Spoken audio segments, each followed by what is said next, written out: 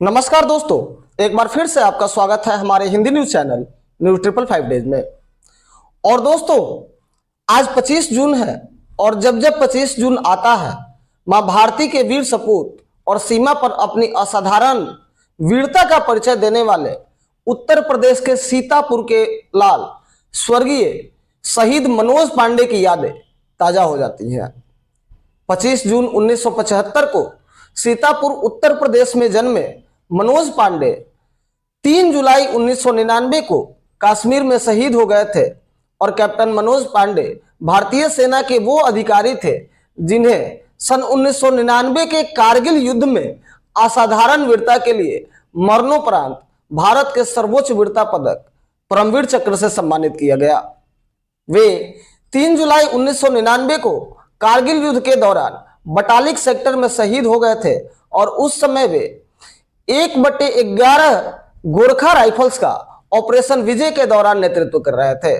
पाकिस्तान के साथ कारगिल युद्ध के कठिन मोर्चे में एक मोर्चा खालुवार था, जिसको फतह करने के लिए कमर कसकर उन्होंने अपनी 1/11 गोरखा राइफल्स की अगुवाई करते हुए दुश्मनों से जूझ गए और जीत कर ही माने।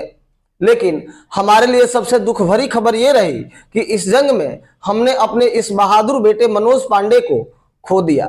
हालांकि इन कोशिश में उन्हें अपने प्राणों की आहुति भी दे देनी पड़ी।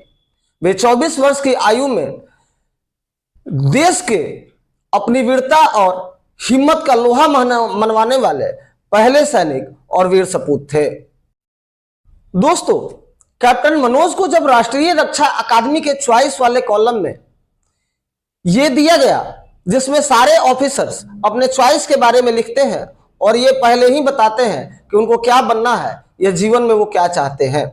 दोस्तों, किसी ने चीफ ऑफ आर्मी स्टाफ बनना लिखा तो कोई विदेश में पोस्टिंग चाहता था, लेकिन वही मनोज पांडे ने इस चॉइस रजिस्टर पर पहले ही लिख दिया था कि उनको परमवीर चक्र चाहिए ही चाहिए।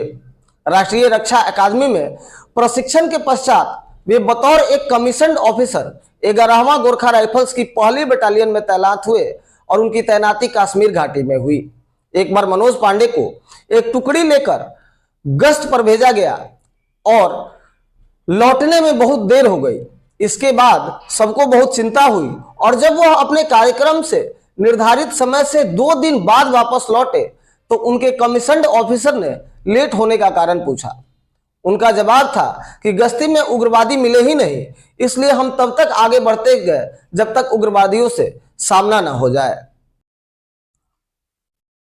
इसी तरह जब इनके बटालियन को सियाचिन में तैनात होना था, तब मनोज पांडे अफसरों की एक ट्रेनिंग पर थे। और बता दें कि इस बात से वे परेशान हो गए कि अफसरों के इस ट्रेनिंग में शामिल होने के कारण उनको सियाचिन नहीं भेजा जाएगा। जब इस टुकड़ी को कठिनाई भरे काम को अंजाम देने का मौका आया तो मनोज ने अपने कमांडेंट ऑफिसर को लिखा कि अगर टुकड़ी उत्तरी ग्लेशियर की तरफ जा रही है तो उन्हें बाना चौकी दी जाए, और अगर कूच सेंट्रल ग्लेशियर की तरफ हो रहा है तो उन्हें पहलवान चौकी मिले, क्योंकि ये दोनों ही चौकियां बहुत ज्यादा हिम्मत की मांग करती हैं। और यही इस मांग पर मनोज पांडे को लगभग 19,700 फीट ऊंचाई पर पहलवान चौकी पर एक लंबे समय तक डटे रहने का मौका मिला और उन्होंने इस दरमियान एक अदम्य साहस का परिचय देते हुए इस चौकी को बहुत अच्छी तरह संभाला। और अंत में कारगिल के ऑपरेशन विजय के दौरान हमारा ये बेटा हमेशा के लिए शहीद हो गया और शहीद होने के उपरांत भी अपने जीवन की सबसे महत्वपूर्ण और अंतिम ख्वाहिश परमवीर चक्र पाने की इच्छा को पूरा कर लिया। और मरणोपरांत कैप्टन मनोज पांडे को असाधारण साहस का परिचय देने के लिए परमवीर चक्र से नवाजा गया। आज भारत मां का यह सपूत बेटा हमारे बीच नहीं है, लेकिन इसकी कीर्ति जब तक भारत रहेगा तब तक अमर रहेगी और दूर दूर तक उनके गाथे हमेशा गाए जाते रहेंगे। न्यूज 555 डेज ऐसे महान वीर आत्मा के जन्म दिवस के मौके पर बहुत बहुत बधाई देता है और उन माँ बापों को मरणोपरांत भी बधाई देता है जो ऐसे बेटों को जन्म देने वाले और महान विभूति को जन्म देकर भारत को कृतार्थ किए। Rakesh Kumar Pandey, news 555 days, new Delhi bureau. Rakesh Kumar Pandey की report, news 555 days, Ayodhya bureau.